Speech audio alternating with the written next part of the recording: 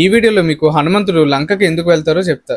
సీతమ్మ లక్ష్మణుడు గీసిన లక్ష్మణ రేఖను దాటి బయటికి రావడంతో సీతమ్మను రావణుడు మారువేషంలో వచ్చి లంకకు తీసుకెళ్లిపోతారు. ఆ తర్వాత ఈ విషయం రాముడికి లక్ష్మణుడికి తెలిసి అడవంతా వెతుకుతారు. అలా రాముడు లక్ష్మణుడు అడవంతా వెతుకుతున్న టైంలో శ్రీరాముడికి హనుమంతుడు ఎదురవుతారు సుగ్రీవులతో పాటు. దీని తర్వాత రాముడు సుగ్రీవుడు కలిసిన తర్వాత వాళ్ళిద్దరూ ఒక ఒప్పందానికి వచ్చి ఒకరికొకరు సహాయం చేస్తారు.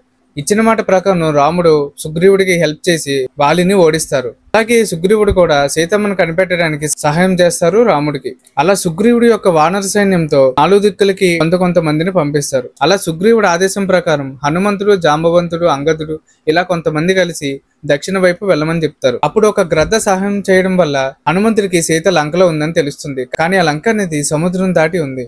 ఇప్పుడు రాముడు అలాగే సుగ్రీవుడు, లక్ష్మణుడు వీళ్ళందరూ ఒక ప్లేస్కి వచ్చాక లంకకి ఎలా వెళ్లాలని ఆలోచిస్తారు. అయితే జాంబవంతుడు హనుమంతుడికి తన శక్తులన్నీ గుర్తు చేసి ఈ పని నువ్వే చేయగలవని హనుమంతుడిని ప్రోత్సహిస్తారు. అప్పుడు హనుమంతుడు తన శక్తులను గుర్తు చేసుకుని తన ఆకారాన్ని పెంచుకుంటూ ఒకేసారి గాల్లోకి ఎగురుతారు. ఒకేసారి ఎగరగానే అక్కడ అంతా భూకంపంలా వస్తుంది. దేవతల కోరికపై సురస అనే నాగిని హనుమంతుడికి సముద్ర మార్గంలో అడ్డుపడుతుంది. అలా వాళ్ళిద్దరికి కొంతసేపు మాటల యుద్ధం అయ్యాక సురస అంటుంది, నువ్వు నా నోటిలో నుంచి వెళ్ళి తిరిగి వస్తే నిన్నప్పుడు పంపిస్తాను అని చెప్తుంది. అప్పుడు హనుమంతుడు బాగా తెలివిగా ఆలోచించి ఎంతో పెద్దగా ఉన్న హనుమంతుడు చిన్నగా అయిపోయి సురస ఒక నోట్లోకి వెళ్లి మళ్ళీ తిరిగి వచ్చేస్తారు. సురస దానికి సంతోషించి ఇప్పుడు నీ దారికి నేను అడ్డు తప్పుకుంటున్నా అని చెప్తుంది. అప్పుడు హనుమంతుడు తన ప్రయాణాన్ని మళ్ళీ కంటిన్యూ చేస్తారు. అలాగే కొంత దూరం వెళ్ళాక సింధు రాక్షసి అనే ఒక రాక్షసి సముద్రం కింద నుంచి హనుమంతుడిని తన చేతితో పట్టుకోవాలని అనుకుంటుంది. హనుమంతుడు తన బలంతో ఆ రాక్షసిని ఓడించి మళ్ళీ ముందుకు సాగారు. హనుమంతుడు లంకకు చేరుకోగానే అక్కడున్న ద్వారపాలకురాలు లంకిని హనుమంతుడిని అడ్డుకుంటుంది. హనుమంతుడు ఆమెతో యుద్ధం చేసి గెలిచి మళ్ళీ ముందుకు వెళ్ళిపోతారు. హనుమంతుడు లంకలోకి ప్రవేశించి అక్కడున్న ప్రతి ఇంటిని, పువ్వుల తోటలను, అలాగే చెట్లు ప్రతి దగ్గర సీతమ్మ కోసం వెతుకుతున్నారు. కానీ హనుమంతుడు నిరాశ చెంది సీతమ్మ ఇంకా కనబడట్లేదని అనుకుంటాడు. ఇలా నిరాశతో నేను మళ్ళీ శ్రీరాముని చూడలేనంటూ మళ్ళీ హనుమంతుడు లంక మొత్తం వెతుకుతారు. ఆ లంక అంతా వెతుకుతున్న హనుమంతుడికి చివరికి అశోకవనంలో చెట్టు కింద ఒక ఆవిడ చాలా బాధతో కూర్చొని ఉన్నట్లుగా కనిపించింది.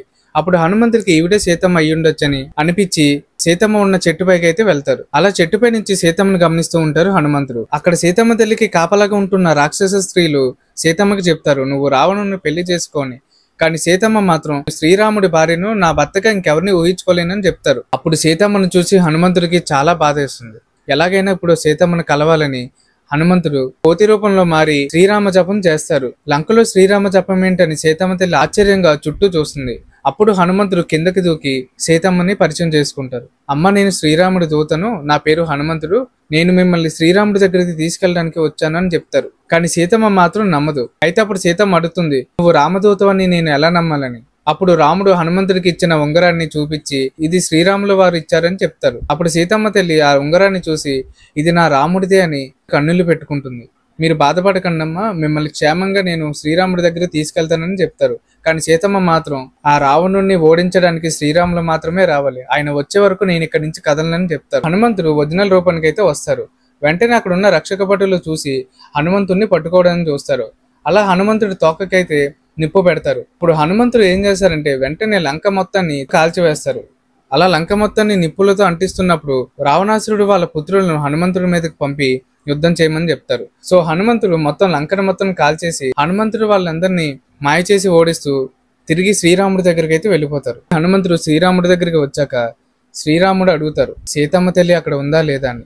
అప్పుడు హనుమంతుడు సమాధానం ఇస్తారు, సీతమ్మ తల్లి అక్కడ క్షేమంగానే ఉంది. తర్వాత సీతమ్మ తల్లి ఇచ్చిన కుంకుమ పూసల తాడు హనుమంతుడు శ్రీరాముడికి అయితే ఇస్తారు. అది చూసి శ్రీరాముడు కన్నీళ్లు పెట్టుకొని ఇప్పుడు ఎలా అయినా మనందరం లంకని చేరుకోవాలని అంటారు. అప్పుడు వానర సైన్యం అంతా లంక బయలుదేరడానికి సిద్ధమవుతారు. కానీ వెళ్ళాలంటే సముద్రం మధ్యలో అడ్డుగా ఉంది. అప్పుడు రాముడు సముద్రదేవుడిని అడుగుతారు, మాకు వెళ్లే అవకాశం ఇవ్వండి అని. సముద్రదేవుడు అలా జరగడం చాలా కష్టం, నేను మీకు ఒక వరం ఇస్తాను, ఈ రాళ్ళని నీటిపైన పెట్టండి, అవి తేలేలా నేను చూసుకుంటానని సముద్రదేవుడు హామీ ఇస్తారు. ఇప్పుడు వానరులంతా రాళ్లపైన శ్రీరామని రాసి అలా నీళ్లపైన రాళ్ళన్నీ తేలుతుంటాయి. అలా శ్రీరాముడు, హనుమంతుడు, వానరులు వీళ్ళందరూ కలిసి లంకను చేరుకుంటారు. ఆ తర్వాత రాముడు రావణునితో యుద్ధం చేసి గెలుస్తారు. వాళ్ళు తిరిగి మళ్ళీ అయోధ్యకు వచ్చేస్తారు. ఈ వీడియో కనుక మీకు నచ్చినట్లయితే లైక్ చేయండి, షేర్ చేయండి, సబ్స్క్రైబ్ చేయండి. ఇలాంటి మరిన్ని వీడియోస్ కోసం బెల్ ఐకాన్ ఆన్లో పెట్టుకోండి. Thank you.